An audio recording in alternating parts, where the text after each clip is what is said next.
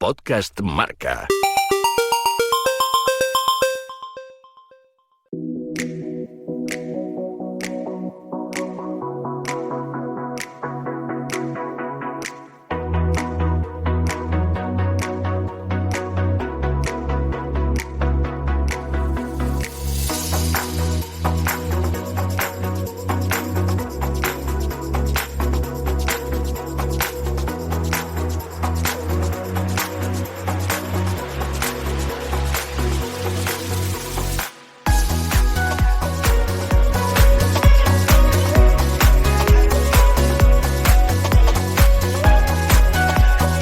Ha sido la última etapa alpina de este Tour de Francia. Se nos acaba ya, nos quedan 2 días, Pontarlier y París, con ese final en Montmartre, previo al paseo, bueno, a la recta final en los Campos Elíseos, que este año no tiene nada de paseo, y hoy tiene pinta de que sí, han tenido relativa tranquilidad los de la general. La etapa ya empezó torcida, con ese recorte que la dejaba por debajo de los 100 kilómetros, en una distancia más propia de juveniles que de una carrera profesional. Había que superar 2 puertos de categoría especial, el Col d'Ypres y ese final en La Planche, y ahí es donde nos llevamos otro chasco más en la definición de la jornada.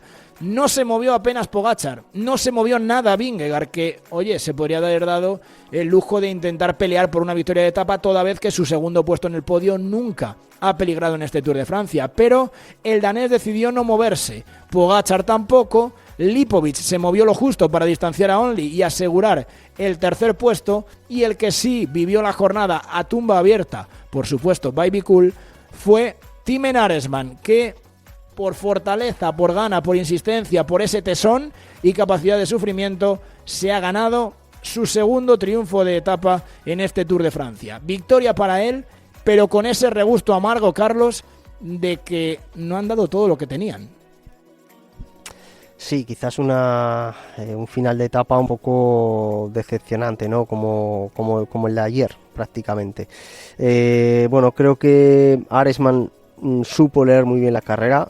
Hay que recordar también que en la primera arrancada de Pogačar aguanta el envite, se quedan 5 corredores y él aguanta el envite, y después consigue aprovecharse de esa guerra psicológica entre Pogačar y Vingegaard y ganar esos pocos y escasos segundos de ventaja que a la postre le dieron el triunfo, pese al trabajo de Lipovic una vez que se había descolgado Onley. Bueno, yo creo que quizás lo que nos faltó fue la lucha por la etapa, ¿no? La general estaba sentenciada.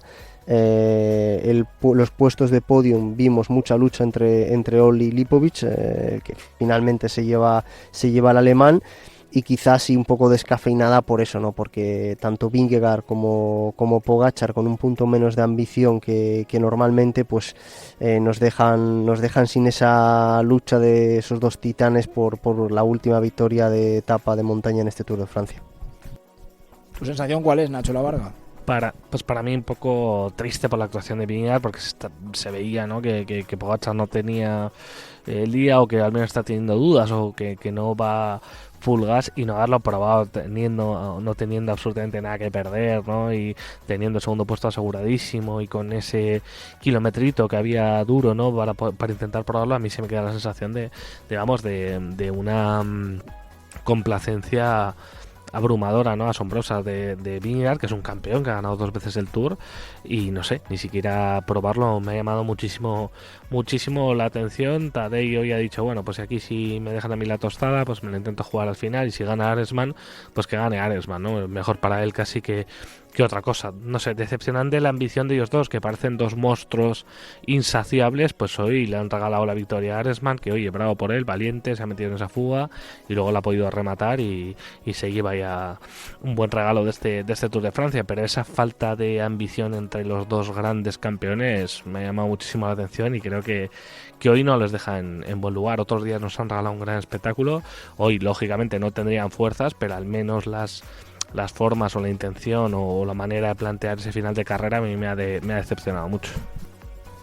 Es que la sensación era que a Pogačar le valía, digamos, con que no ganara Vingegaard, que lo puedo llegar a entender en el sentido de que tú ya has hecho lo tuyo. O sea, tú tu botín lo tienes. El zurrón va lleno. Te vas a llevar el maillot amarillo, te vas a llevar el maillot de la montaña, has ganado ya 4 etapas, oye, ¿para qué quiero más? Si es que realmente yo ya estoy saciado. Igual puede darse el homenaje de intentar ganar en París, pues a lo mejor es algo que normalmente en su carrera deportiva un corredor que gana la general no lo tiene a tiro, y a él este año con el cambio de recorrido pues le aparece esa posibilidad.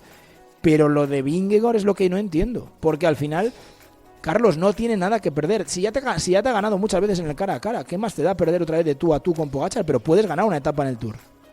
No tiene nada que perder y tiene mucho que devolver a los compañeros también, ¿no? Porque creo que en este Tour, desde el inicio de carrera, plantearon estrategias de desgaste, agresivas, de llevar la carrera con tensión, rápida, para tratar de favorecer al danés, ¿no? Y bueno, ya que no encontró las piernas que le gustaría para poder derrotar a Pogačar, qué menos que luchar por la victoria de etapa con todo lo que tuviera, ¿no? Yo, viendo la subida y en directo, tenía claro que hoy no iba a entrar a los cambios de ritmo, que se la iba a querer jugar en el sprint final con Pogačar, pero desgraciadamente para él calculó mal las distancias, Arensman estuvo más listo y Pogačar supo jugar con esa inteligencia, ¿no?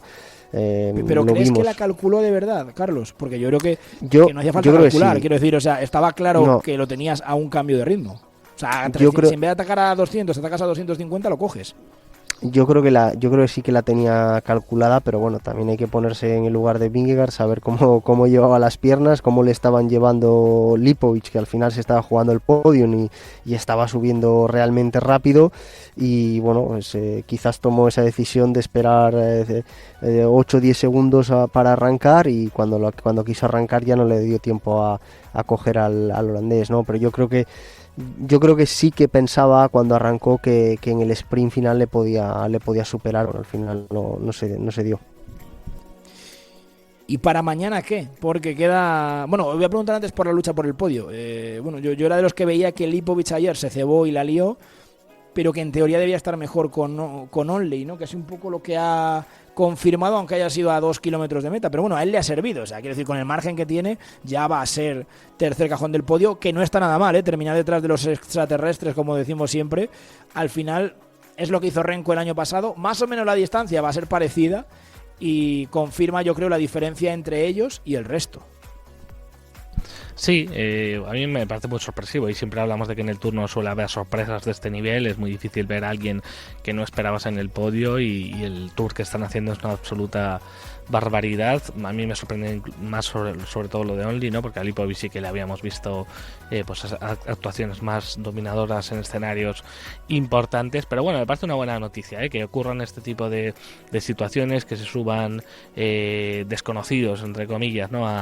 al cajón de París. Me parece una grandísima noticia, y el duelo que están ofreciendo entre ellos dos, pues al final nos ha animado a este final, ¿no? Yo creo que ha sido de lo más divertido ver esa pelea entre ambos dos corredores después de la explosión cuantificada de ayer del corredor alemán. Y yo, oye, aunque Roglic hoy ha explotado, yo le aplaudo, porque por lo menos nos ha hecho divertirnos, ha animado la carrera desde el inicio, se ha metido en la fuga en principio para jugar a grande, así que también creo que ha sido positivo. Y respecto a lo de mañana lo hablamos ahora, pero yo sí que confío que el ciclismo español vía Romeo nos deje un buen sabor de boca, ¿no? En este tramo final del Tour, que es horrible para los españoles, hay que reconocerlo. Hace 44 años que no faltaba ningún ciclista español en ese top 15. Es cierto que 14º fue Luis Len el 22, que en un Tour muy malo, pero después de lo de hace 2 años, cuando nos habíamos llevado 2 etapas, lo de este año, si nos vamos de vacío y sin nadie en el top 15, va a ser una noticia horrible para todos. Lo de mañana es entretenido visto el recorrido, Carlos. Yo creo que es un día, creo que imposible de controlar para los sprinters, y bueno, creo que con el aliciente de la escapada, ¿no? Que se puede hacer un día, aunque el Tour ha estado sentenciado desde el principio, desde la mitad, ¿no? Desde el primer día de montaña.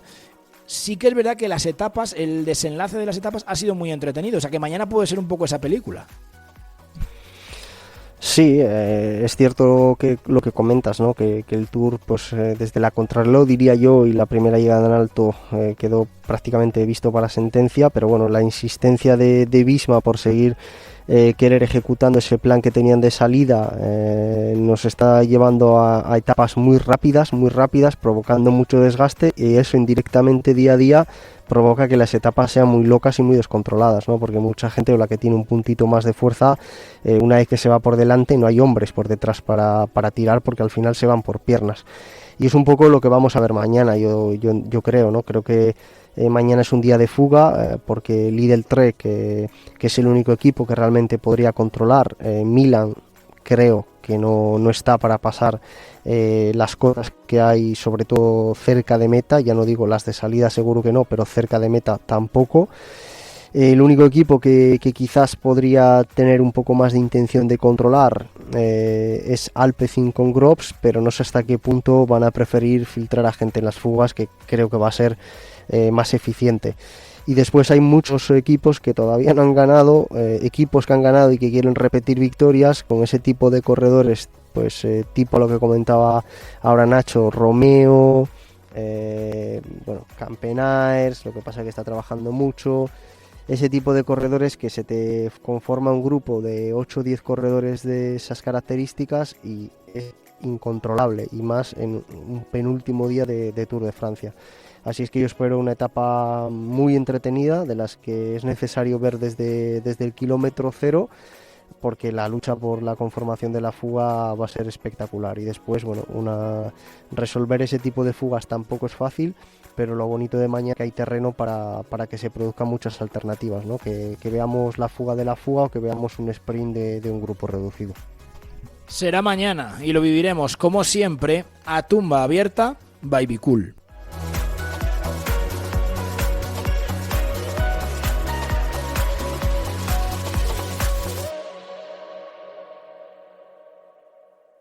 Podcast Marca.